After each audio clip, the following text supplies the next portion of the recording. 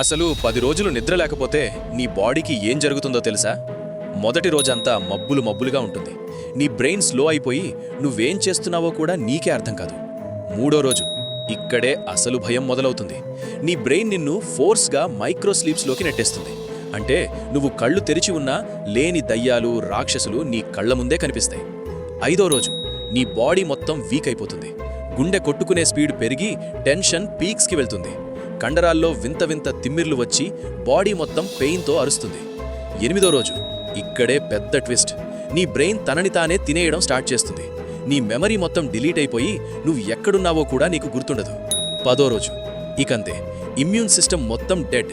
నీ బ్రెయిన్ కనీసం గుండె కొట్టుకోవాలనే కమాండ్ని కూడా మర్చిపోతుంది. చివరకు బాడీ మొత్తం కొలాక్స్ అయిపోతుంది.